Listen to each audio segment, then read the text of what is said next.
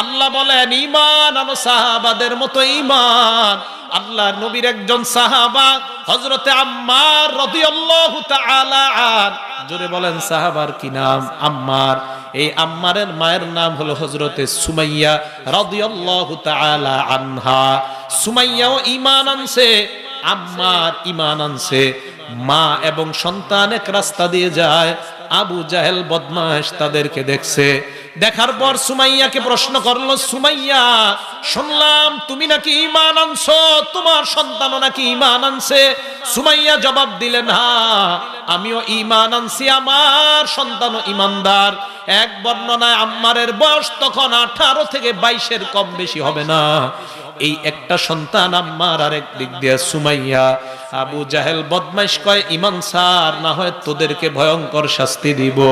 সুমাইয়া কয়, অসম্ভব, এমন এক আল্লাহর উপর ঈমান আনলাম, সব ছাড়তে রাজি আছি, আল্লাহর উপর বিশ্বাস ছাড়তে রাজি নাই। এই কথা বলার পর আবু জাহেল বদমাইশ 2টা খুঁটি আনছে। এই খুঁটিগুলো আনার পর একটা খুঁটিতে সুমাইয়াকে বাঁধছে, আর একটা খুঁটির মধ্যে হযরতে আম্মারকে বাঁধছে। বাঁধার পর আবু জাহেল কয়, আম্মার ঈমান ছাড়বি নাকি ভয়ঙ্কর কিছু দেখবি? এই কথা বলার পর আম্মার কয়, কি দেখাইবা? আবু জাহেল কয়, আতাত্রুকুল ঈমান আম নাখলাউ সাওবা উম্মিক, ঈমান ছাড়বি নাকি তোর সামনে তোর মায়ের কাপড়টা খুলে উলঙ্গ করব? চিল্লায়া বলেন নাউজুবিল্লাহ। সন্তান আম্মার নিচের দিকে তাকায় আছে। সুমাইয়া ডাক দিয়ে কয়, আম্মার মা ওয়ালাদতু ওয়ালাদান ইয়াত্রুকুল ঈমানা আমামা কাফির, আমি এমন সন্তান জন্ম দেই নাই যেই সন্তান কোন বেঈমানের কথায় ঈমান ছেড়ে দিতে পারে। এ আম্মার, আমার যা হবার হবে, সাবধান, তুই কখনো বেঈমানের সামনে ঈমান ছাড়বি না। আবু জাহেল কয়, ঈমান ছাড়বি কিনা আম্মার? এক পর্যায়ে সুমাইয়ার শরীর থেকে কাপড়টা খুলে উলঙ্গ করে ফেলছে সন্তানের সামনে। মানিকগঞ্জের মুসলমান, মানিকগঞ্জ না, এত সহজে ঈমান পেয়ে গেছি আমরা। চিন্তা করেন, সন্তান এক খুঁটিতে আর এক খুঁটিতে মা। সুমাইয়ার কাপড় খোলার পর আম্মার মাথাটা নিচের দিকে দিয়ে রাখছে।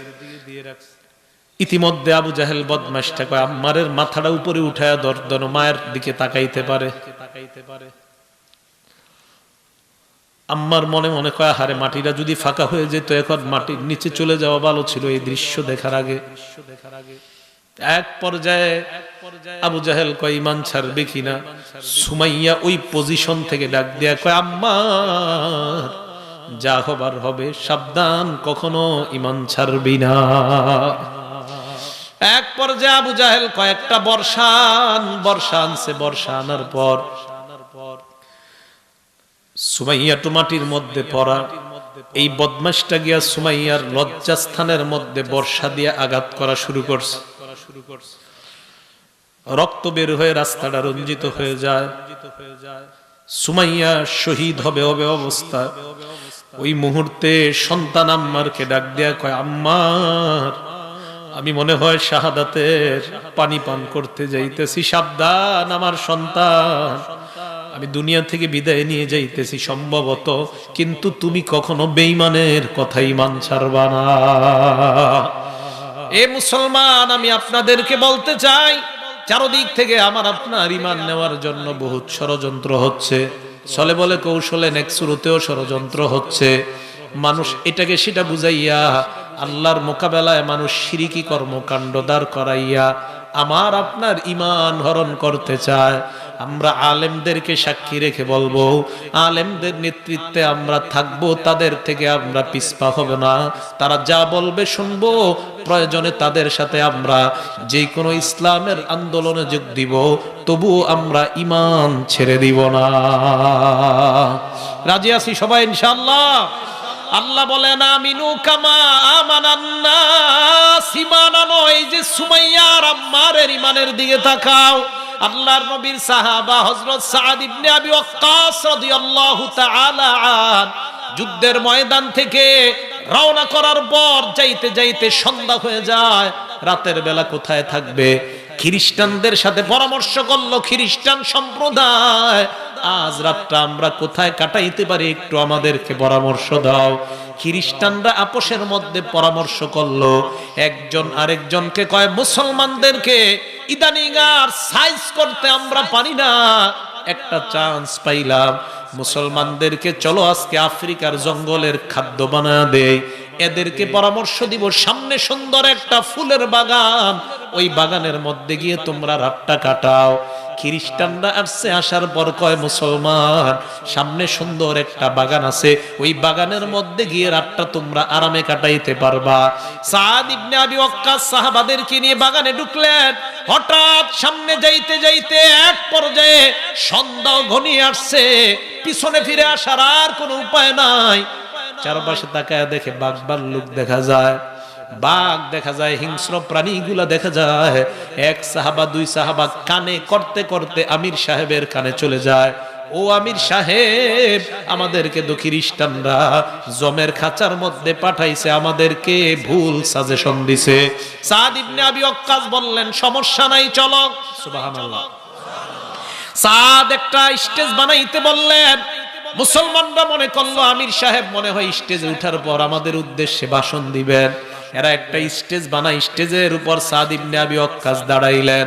দাঁড়ানোর পর বললেন দুইটা বর্ণনা, এক বর্ণনা ইয়া সিবা আল গাবা, আরেক বর্ণনা ইয়াতুহাল হাশারাত, হে বনের হিংস্র প্রাণীগণ, ইসতামিউ লিকাউলি, আমার কথা তোমরা কান পেতে শোনো। চিন্তা করেন বাঘের খাঁচায় ডুইকা কয় বাঘেরা আমার কথা কান পাইতে শোন। সাদ ইবনে আবি ওয়াক্কাস বললেন আমরা দুনিয়ার সাধারণ কোনো মানুষ নই, নাহনু আসহাবু মুহাম্মাদিন সাল্লাল্লাহু আলাইহি ওয়াসাল্লাম, আমরা আল্লাহর নবীর একদল সাহাবা। ফা ইন্না নাজিলুনা ফিহা, এই বাগানে আমরা অবতরণ করলাম, আজ রাতটা এই বাগানে আমরা কাটাইতে চাই। উখরুজু মিন হাযিহিল গাবা, আশেপাশ থেকে তোমরা বাগানটা সুন্দরভাবে খালি করে দিয়ে চলে যাও।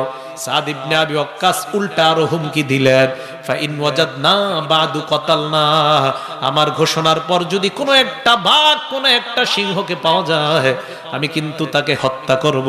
চিন্তা করেন বাঘ রে গিয়া হুমকি দেয়। সাহাবারা বলেন আমরা বাঘের দিকে তাকাইলাম, সিংহর দিকে তাকাইলাম, তাকায় দেখলাম বাঘ তার বাচ্চা কোলে নেয়, সিংহ তার বাচ্চা কোলে নেয়, সমস্ত হিংস্র প্রাণীগুলা তাদের বাচ্চাগুলা কোলে নেয়, কোলে নিয়ে দলে দলে বাগান ছেড়ে দেয়, আর সাহাবাদের জন্য ওই এলাকাটা সম্পূর্ণ রূপে খালি করে দিয়ে দেয়। আল্লাহ বলেন ঈমান আনো তাদের মতো ঈমান যাদের কথা বনের বাঘ পর্যন্ত শুনতে বাধ্য হয়। ওই যে সাদ ইবনে আবি ওয়াক্কাস বনে গেলেন, আল্লাহর নবীর একজন সাহাবা নাম হলো সাফিনা রাদিয়াল্লাহু তাআলা আন। ওই সাফিনা যাইতে একটু দেরি হয়ে গেছে, বনে যারা গেছে তারা তো চলে গেছে, নবীর একজন সাহাবা তিনি আসতে আসতে দেরি হয়ে গেছে। কেন দেরি হয়েছে? উনি অন্যান্য সাহাবাদের মালগুলা কাদের মধ্যে নেয়, তাই হাঁটতে হাঁটতে একটু ওনার আসতে দেরি হয়। সাফিনা শব্দের অর্থ হলো পানির জাহাজ। বলেন কি নাম? এই সাহাবার নাম সাফিনা কেন? উনি কি পানির জাহাজ? হ্যাঁ, সাফিনা অর্থ কি আগে বলেন? পানির জাহাজ। নবীজি একদিন তার দিকে তাকায় তাকায় দেখে সব সাহাবাদের মালগুলা নিজের কাঁধে নেয়, আর কয় ও সাহাবারা তোমরা যারা মাল সামানা নিতে না পারো আমার কাঁধে দিবা, আমি তোমাদের ইকরাম করব, খেদমত করব। আল্লাহর নবী একদিন তাকায় দেখে তার কাঁধে সব মাল।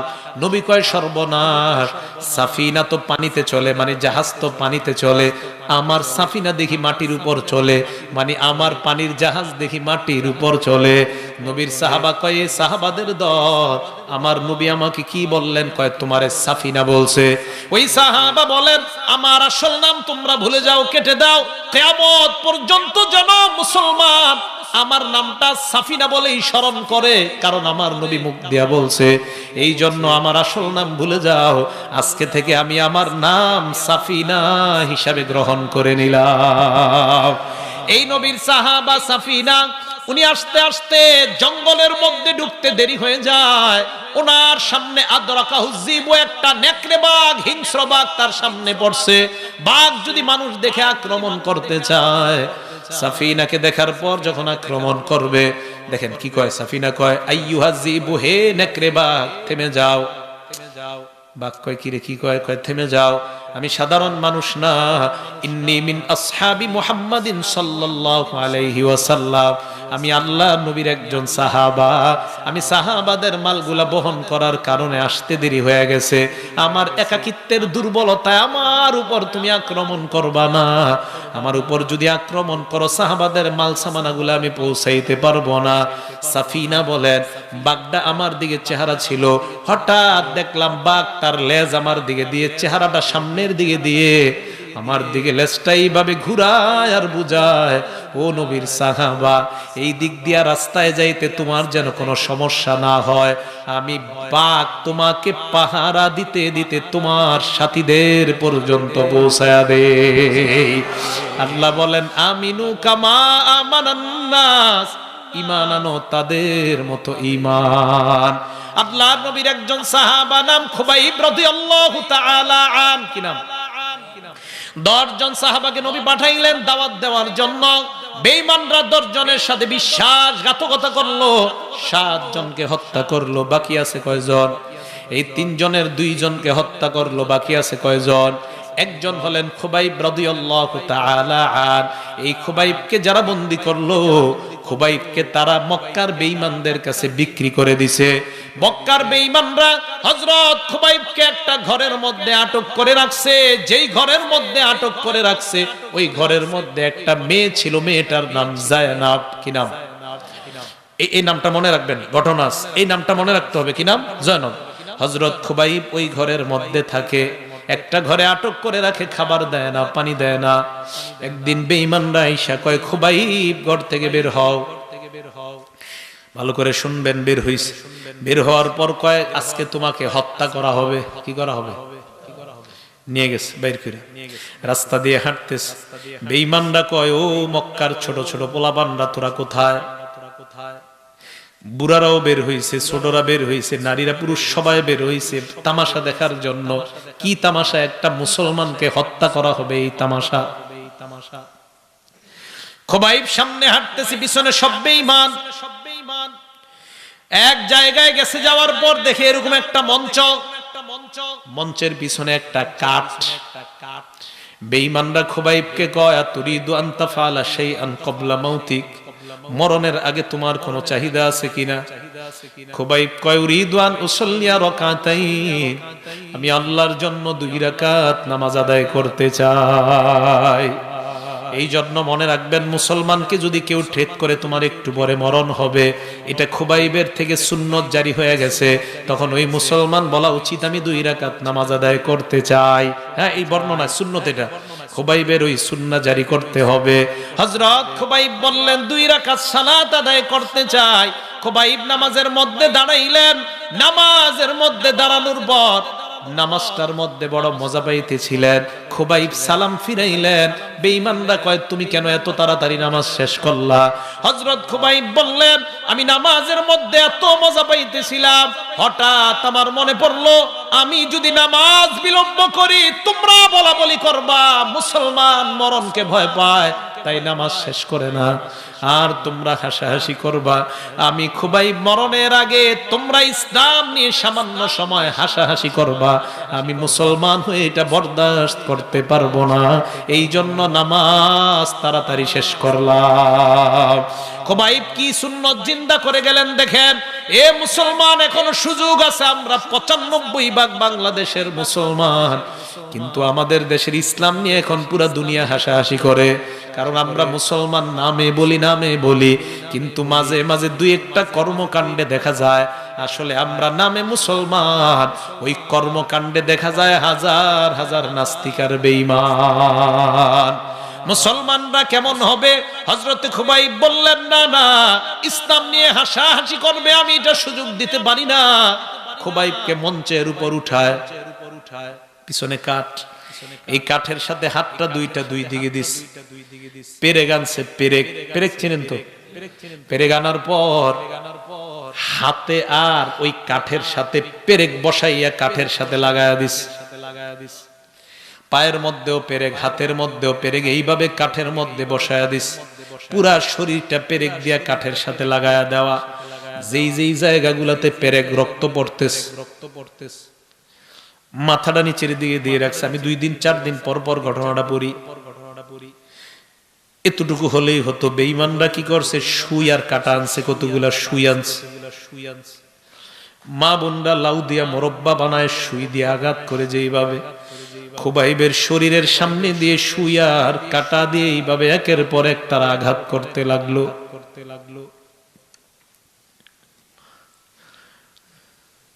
মা বোনরা চাউল ধৌত করে যেই পাতিলের মধ্যে নিচে দেখবেন ছোট ছোট অনেকগুলা ছিদ্র, খুবাইবের পুরা শরীরটা ছোট ছোট ছিদ্র, এই ছিদ্র দিয়া রক্ত পড়তেছে। একটা মুসলমানের এইভাবে রক্ত বেঈমানরা তামাশা দেখতেছে। মাথাটা নিচের দিকে দিয়ে রাখছে। এই মুহূর্তে একটা বেঈমান কয়, খুবাইব মাথা উঠাও।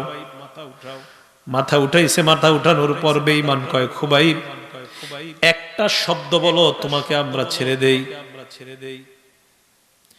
খুবাইব মাথা উঠায় কয়, কি বলবো বলো? কয়, মুহাম্মদ রে একটা গালি দাও, তোমারে আমরা ছেড়ে দেই।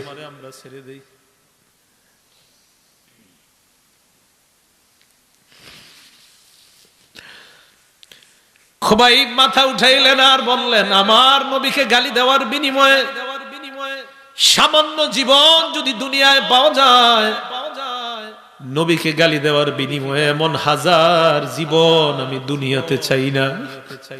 খুবাইব বললেন, লা উবালি হিনা উক্তালু মুসলিমা, আমি মুসলমান অবস্থায় মারা যাই, আমার কোনো পরোয়া নাই। বেঈমানরা কয়, কেন পরোয়া নাই?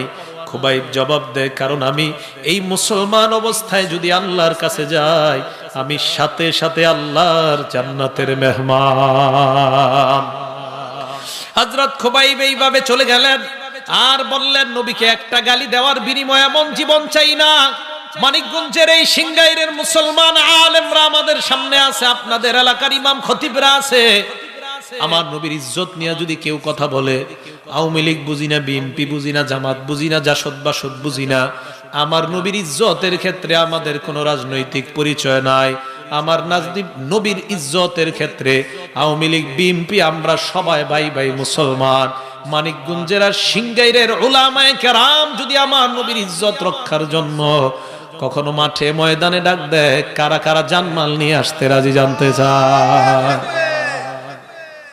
সবাই রাজি আছি তো ইনশাআল্লাহ? খুবাইব শহীদ হয়ে গেলেন। মনে আছে যেই ঘরে ছিল, এই ঘরে একটা মেয়ে ছিল, কি নাম? এই মেয়েটা খুবাইব শহীদ হওয়ার কিছুদিন পর কালিমা পড়ে মুসলমান হয়ে যায়। সাহাবারা প্রশ্ন করলেন, তুমি কেন মুসলমান হইলা?